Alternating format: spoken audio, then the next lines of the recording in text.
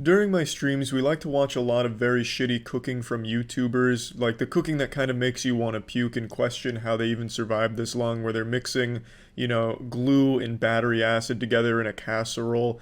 And by doing this, I've been recommended real recipes from actual chefs on YouTube, and one of them was a Tangzong milk bread recipe, ASMR. I guess I don't really know if it was ASMR, but it was definitely giving me tingles, and I decided, you know what, I want to give this a shot. I don't like cooking, but I said, fuck it. I'm gonna hop in the kitchen and get ready to rumble. I'm gonna channel the Zen master within me, buckle down, and be patient and create a fine, exquisite cuisine, and I'd like to show you how this adventure went. To start things off, the recipe called for bread flour, which my area is totally out of, so I had to freestyle here and substitute with all-purpose flour. Oh, I just fucking cleaned it! Master chef right here. Why wouldn't you open the whole thing? Going to step -1 now. Fucking hate cooking. After dropping my holy instrument of baking, I learned a very harsh first lesson, and that is to use proper grip technique with your tools in the kitchen. It's like Chef Ramsay says, you have to learn to crawl before you can run. Do you want a leveler? No, I got it. Just shake it off. I think this is how the pros do it. As my girlfriend pointed out, a leveler is something that ordinary chefs would use, perhaps even amateurs, but I feel as though my shaking technique is second to none. It's something I've trained for a lot. Every time you take a piss, you have to shake the penis a little bit to get the extra driblets off, so it's something I've been practicing for nearly my entire life to begin with. The recipe first calls for 4 tablespoons worth of bread flour. Now again, like I stated, I'm using all-purpose flour, so this presented me with a challenge. I was going to have to crunch some numbers in my head using advanced algorithms and of course applying the law of equivalent exchange as we've learned from Full Metal Alchemist, and exactly calculate how much those tablespoons would translate from bread flour into all-purpose flour, and I came to the conclusion that I'd need a little bit more than 4 tablespoons of all-purpose flour to fill the recipe's requirements. This looks just how it did in the video. So this step is here, this sticky mixture.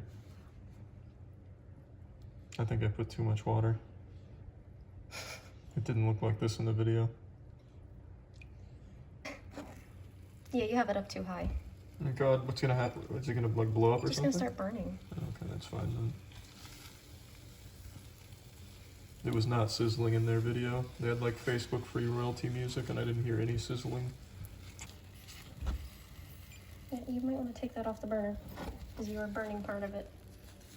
No, it's just the sound Tangzong milk bread makes. They say Tangzong milk bread is the only bread you can hear scream while you're making it. Okay. So... do you think I could just put it in like a cup or something? Yeah, just put it... no, put it in a bowl. Oh, that's...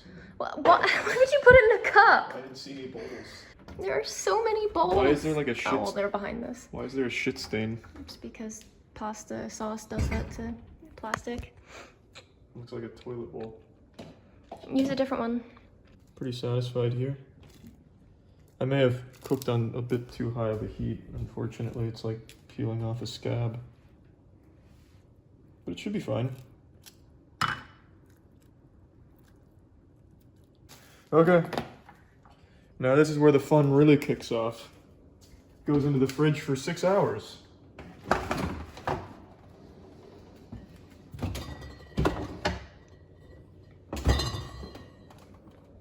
Cooking fucking sucks. Cooking is like a real-life battle royale game, but 10 times as boring. It's like 6 hours of doing nothing for 5 seconds of fun. It's just fucking miserable. So, after waiting 8 hours, because I forgot that I had put this piece of shit in the fridge in the first place, I brought it out and was ready to begin step number 2. Do you know how much salt it said? 2 tablespoons. Teaspoons. Holy shit. I can get... No. I can eyeball it. No, Charlie. Not with salt. You don't fuck with salt. Why? Does it blow up or something? What do you mean No, it'll just taste bad. This next step called for thousands of different ingredients all working together in perfect symbiotic relationships here. I nearly tapped into the entire spice rack here of salt, yeast, and sugar. Also, a lot of flour was needed here as well. So I was going full mad scientist here in my nice little cauldron. Just trust in my ability to eyeball these measurements. Says the man who's never baked or cooked before.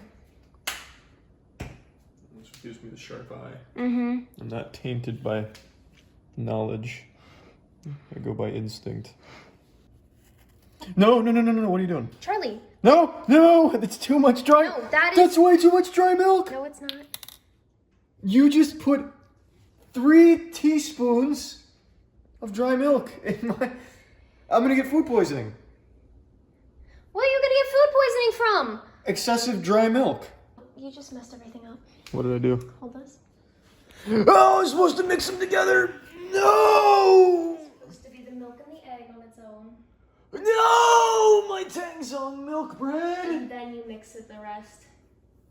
Oh, I got ahead of my... Well, they eventually all come together anyway. Yeah, but... It should be fine. We'll make it work. If there's one thing that I'm known for in the kitchen, it's freestyling. To me, disaster is just a state of mind. This was my first kitchen catastrophe here. This was the assassination of Franz Ferdinand and putting into motion a war on flavor in my kitchen.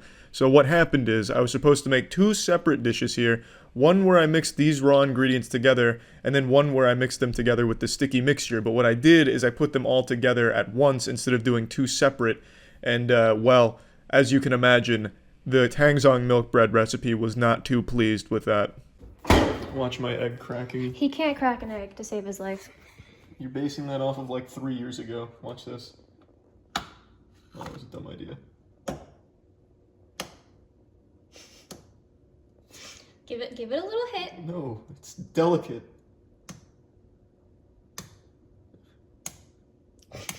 There we go. These fucking eggs! 6 hours worth of high octane cooking action. Pretty solid. Expert technique per usual, as you'd expect from the master chef. You know, I do have a bread arm on my... I don't know what that means. Why would bread need arms? We don't need technology, Tiana. Okay. If it runs on electricity, I don't want to see it. It's like mixing rocks. See, KitchenAid has nothing on good old-fashioned American muscle. Now I'm really blending together all the flavors. Now I'm really getting in the zone. And you wanted to put another egg in. Yeah, I might just do that still. No, you can't. Might drop in my chemical X like Professor Utonium here and create the Powerpuff Girls. Well, that's what happens when you...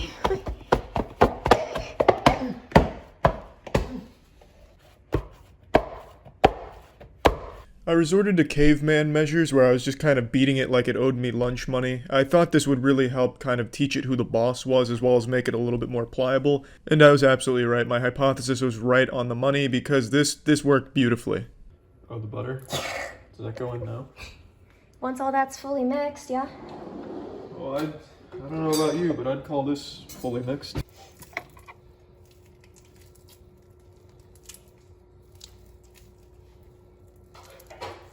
God, this technique. I'm about to put KitchenAid out of business here. Did you mix everything in the middle? I don't know. It's hard to know for sure, to be honest. Well, I'll like hydraulic press it. why don't you pull it apart? Oh, that's a good idea too. Confuse it. That way it can't adapt. Okay, 40 minutes to an hour. Do I need to do that? Yes, you do. Why? Because if it doesn't rise, it's not going to cook properly. So why does it need to rise? Because bread has to rise. It'll rise when it's cooking. No, it won't. I finally mastered this technique. Would it be like would I go to jail if I just started baking it now? Because to me, I think letting it rise is just an unnecessary step. Propaganda even. I'm pretty confident in this. And I really don't want to wait another 2 hours. If you don't give it time, the bread will not have the fluffiness you want. After letting it rise, you mold the dough once more before letting it rise again. The baking kills the yeast off. Without letting the bread rise, You'll kill the yeast long before you can make your bread fluffy and tasty. So it's only for fluff? And taste. Like, how important is taste when it comes to cooking, though? That's the reason you do it. I think I could get away with just baking it like this. Has anyone ever tried, you think? Can I bake bread immediately after making dough? Yes. No, most certainly not. There are 2 reasons for this. I'm just gonna pop it into the oven. So now, what science tells me will happen is I'll pop this in the microwave. It'll obviously break down the gluten and the chemical bonds, and actually I think that worked. Oh, my hands aren't coming out. Okay, well, I'm pretty happy with how this is looking. Okay. So let's set that up. What does it bake at? 7,000 degrees or something? At what point does steel start to melt? Can we just put it there to speed it up? 355. Cool, that's not bad. Oh, she's looking burnt. Perfect.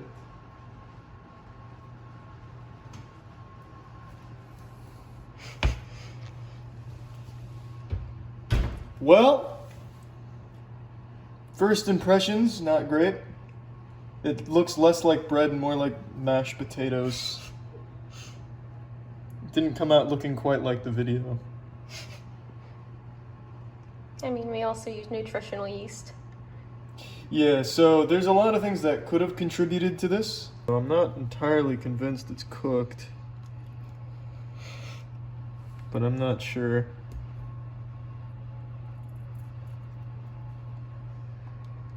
Does that look cooked to you? Nothing came off on the pasta. Also, it's been cooking for 40 minutes, so...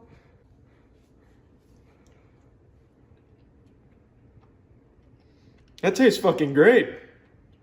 I'm a little concerned about it, whether or not it's cooked though. Try it. It's sweet, but it's plain. I'll take this side over here is definitely done.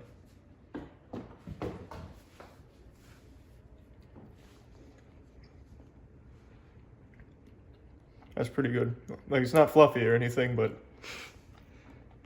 tastes pretty fucking good. It's actually really good. I wonder what it tastes like when you use the right ingredients and let it rise. Probably tastes like this, but less like a brick.